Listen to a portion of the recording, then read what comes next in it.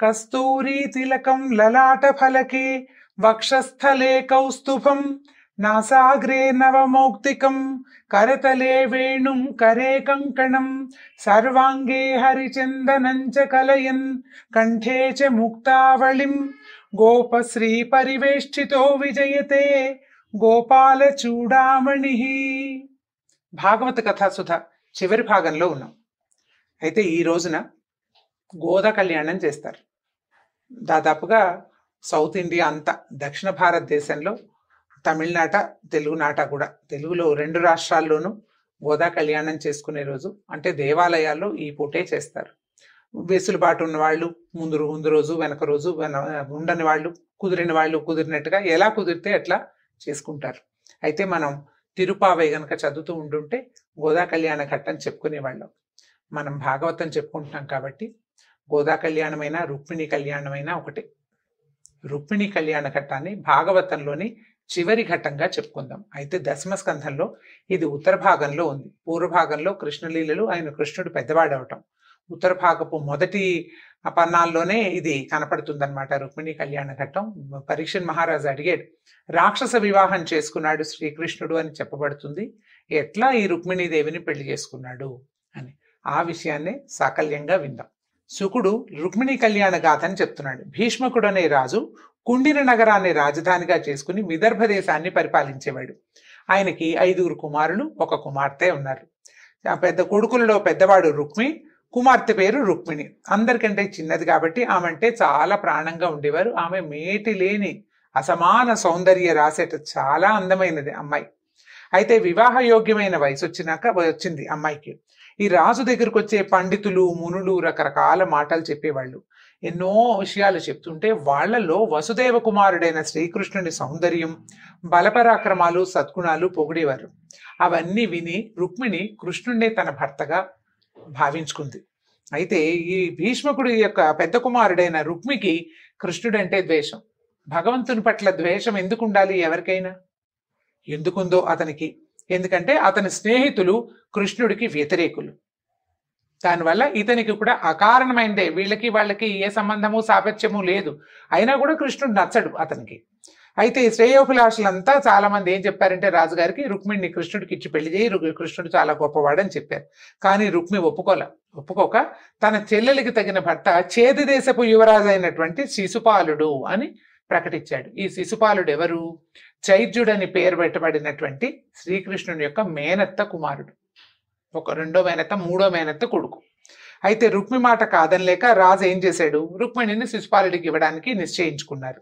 కానీ ఆమె ఒప్పుకోలేదు, మనసు ఒప్పుకోలేదన్నమాట. అందుకని ఏం చేసింది, తనకు ఆప్తుడైనటువంటి ఒక బ్రాహ్మణుణ్ణి, తనకంటే చిన్నప్పటి నుంచి చదువు చెప్పేవాడో లేకపోతే పూజలకి వాటికి ఆమెతోటి సహాయంగా పక్కన ఉండేవాడైనటువంటి ఒక బ్రాహ్మణోత్తముని పిలిచి ద్వారకకు వెళ్ళి తన సందేశం కృష్ణుడికి వినిపింపజేయమని చెప్పింది.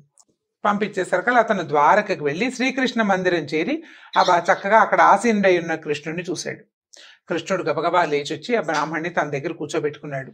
దేవతలు తనని ఎలా పూజిస్తారో అట్లా బ్రాహ్మణుడిని పూజించాడట. తర్వాత మృష్టాన్న భోజనం పెట్టించి ఆయన బడలిక తీరేదాకా తన చేతులతో పాదాలు ఒత్తుతూ ఇలా అడిగాడు, నువ్వు మీ ధర్మాచరణ అది సరిగ్గా అవుతుందా? బ్రాహ్మణులు మీరు ఏది ఉంటే అది దాంతోటే తృప్తి పడతారు, మీకు స్వధర్మం మీదే ఆసక్తి, విప్రులకి నేను ఎప్పుడు శిరసా నమస్కరిస్తాను. ఇంతకీ నువ్వు ఎక్కడి నుంచి వచ్చావు? కష్టపడి సముద్రం దాటి ద్వారకని చేరావు, ఏ కోరికతోటి ఇంత శ్రమపడి వచ్చావో చెప్పమన్నాడు. అప్పుడు విప్రుడు ఏం చేశాడు, ఈ బ్రాహ్మణుడు రుక్మిణీదేవి సందేశాన్ని కృష్ణుడికి వినిపించాడు. ఏం చెప్పాడు, విదర్భ దేశపు రాజు భీష్మకుడు, ఆయనకి యుక్త వయసు వచ్చిన కుమార్తె ఉంది, ఆమె పేరు రుక్మిణి, సర్వశుభ లక్షణాలు మూర్తి భవించిన సౌందర్య రాశి ఆ కన్య. ఆమెకు వివాహం చేయడానికి ప్రయత్నాలు ప్రారంభించారు. ఆమె ఆ విషయాన్ని నీకు సందేశంగా తెలపమని నన్ను పంపించింది. ఆమె ఏంటంటే ఏం చెప్పింది, నీ సద్గుణ సంపద గురించి పండితులు చెప్తుంటే విన్నవాళ్ళు తను మర్చిపోతారు సహజంగా. ఇలాంటి కళ్యాణ రూపాన్ని తిలకిస్తే కన్నులున్నందుకు కళ్ళకి ఆ చరితార్థత లభిస్తుంది, కళ్ళు ఉండటానికి సార్థకత లభిస్తుంది. నీ నామం స్మరిస్తేనే భువనతత్వాన్ని బోధపడుతుంది, ప్రపంచతత్వం బోధపడుతుంది, ప్రపంచంలో గొప్పతనం సిద్ధిస్తుంది. నీ సద్గుణాల ప్రశంస వింటేనే చెవులున్నందుకు సార్థకత కలుగుతుంది, మనసు నిర్మలం అవుతుంది. కాబట్టి నువ్వెక్కడా నేనెక్కడా అని నేను ఆలోచించకుండా నిన్నే నా మనసులో నిలుపుకున్నాను. వంశంలో, రూపంలో, వయసులో, సౌజన్యంలో, పరాక్రమంలో, కారుణ్యంలో, దానంలో సాటి లేని వాడివి అయినటువంటి నిన్ను ఏ కన్య కోరుకోకుండా ఉంటుంది? సాక్షాత్తు లక్ష్మీదేవే నిన్ను వరించాక నేను వరించటంలో విశేషమేముంది అని చెప్పింది. చక్కగా ఉంటాయి. ఎంత మంచి పద్యాల్లో నుండి. పోతన్ గారి భాగవతం పద్యాలు అయితే మహాబాగుంటాయి. రుక్మిణీ కళ్యాణం చదవలసిన ఘట్టంగా చెప్తారు. అయితే నేను నిన్ను భర్తగా వరించాను, నిన్ను నేను సమర్పించుకున్నాను, నీకు నన్ను నేను సమర్పించుకున్నాను. వాక్యం ఎంత బాగా వచ్చిందో చూడండి. నీకు నన్ను నేను సమర్పించుకున్నాను కనుక నువ్వు ఇక్కడికి వచ్చి నన్ను నీ భార్యగా స్వీకరించు. అలా చేయకపోతే ఉపద్రవం చాలా జరిగిపోతుంది. ఎందుకంటే నన్ను శిశుపాలుడికి వివాహం చేయాలి, ఇచ్చి వివాహం చేయాలని మా వాళ్ళు అనుకుంటారు. నేను మానసికంగా నీ దాన్ని అయిపోయాను. నువ్వు వచ్చి నన్ను గనక చేపట్టకపోతే సింహం తాలూకు సొమ్ముని గోమాయువు సొంతం చేసుకున్నట్టుగా నన్ను శిశుపాలుడు చేపడతాడు. అట్లా జరగకూడదు. నేనే గనక పూర్వజన్మలో నూతులు, చెరువులు తవ్వించడం వంటి పుణ్యకార్యాలు, దేవ విప్ర గురు అర్చనలు, తీవ్రమైన వ్రతాల వంటి పుణ్యకార్యాలు చేసి ఉంటే కృష్ణుడే వచ్చి నన్ను పాణిగ్రహణము చేయుగాక. మా పెద్దలంతా నన్ను చేజుడికిచ్చి పెళ్లి చేయాలనుకుంటున్నారు. కాబట్టి నువ్వు అంతఃపురంలోకి ప్రవేశించి కోలాహలంగా వచ్చి బంధుమిత్రులతో వచ్చి నన్ను చేపట్టడం కుదరదు. జరాసంధుడు వాళ్ళంతా సైన్యాలతోటి వస్తున్నారు.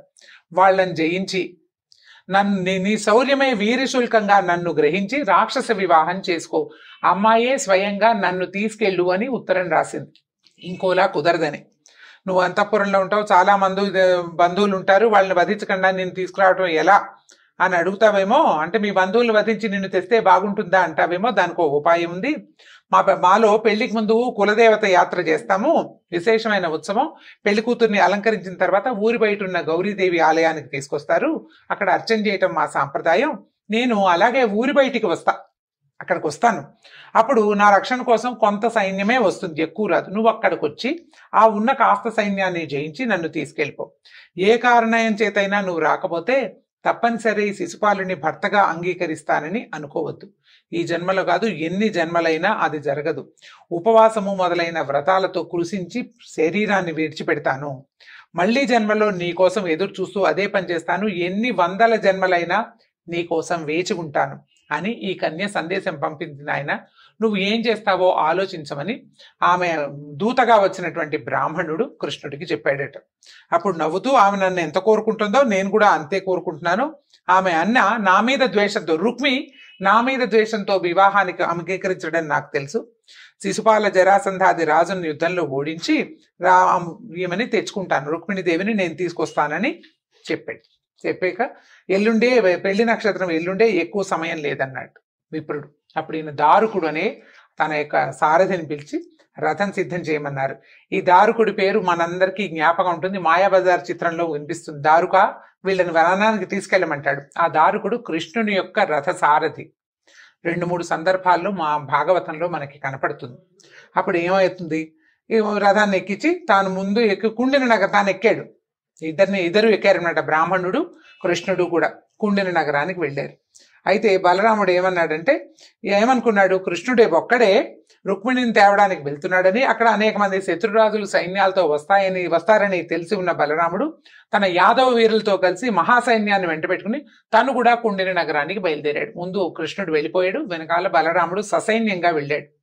ఈయన ఏం చేశాడు, పెళ్లికి కావాల్సిన ఏర్పాట్లన్నీ చేసుకున్నారు, పుణ్యావచనం చేశారు, ఇలవెల్పులు నర్చించారు, పితృదేవతలను పూజించారు, పెళ్లికి చేయవలసిన రకరకాల కార్యక్రమాలు, అమ్మాయికి వేద మంత్రాలతో రక్ష చేయించారు, గ్రహశాంతులు చేశారు, బోల్డు దానాలు, నగరమంతా అలంకరించారు, అంతఃపురం అంతా అలంకారాలు, అమ్మాయిని విశేషంగా అలంకరించారు, వీధుల్లో దుమ్ము గిమ్ము లేకుండా పన్నీరు చల్లారట. అంటే రాజకుమార్తె వివాహానికి ఎంత ఘనమైన ఏర్పాట్లు చేయాలో అవన్నీ యథావిధిగా జరిగిపోతున్నాయి. ఇంతలో శిశుపాలుడి వివాహానికి ముందు చేయవలసిన మంగళ కార్యాలన్నీ చేసుకుని చేదిరాజు తన కుమారుడితో చతురంగ బలాలతోటి కుండిన నగరానికి వచ్చేసాడు. అయితే భీష్మకుడు వెళ్ళి వాళ్ళని మంగళవాద్యాలతోటి పెళ్లి వాళ్ళనందరినీ తీసుకొచ్చుకున్నాడు. ఈ నగరంలో పౌరులంతా వింటున్నారు వార్తలు, ఆ రాజు వచ్చాడు, ఈ రాజు వచ్చాడు. దాంతో పాటు కృష్ణుడు వస్తున్నాడు అనే వార్త వచ్చేసింది. కృష్ణుడు, బలరామకృష్ణులు, సాల్వుడు, జరాసంధుడు, దంతవక్త్రుడు, విదూరథుడు, పౌండ్రకుడు మొదలైన రాజులు సైన్యాలతోటి కుండినకి చేరారు. భీష్మకుడు అందరినీ చక్కగా మర్యాదగా తీసుకెళ్లాడు. నగరంలో ఉన్న పౌరులంతా విన్నారు, కృష్ణుడు కూడా వచ్చేసాడని తెలిసింది. ఆయన్ని చూడటానికి బారులు తీరి మంగళహారతులతోటి ఆయన్ని ఎదుర్కొన్నారు. ఆయన దివ్యమంగళ స్వరూపాన్ని దర్శించారు ప్రజలంతా.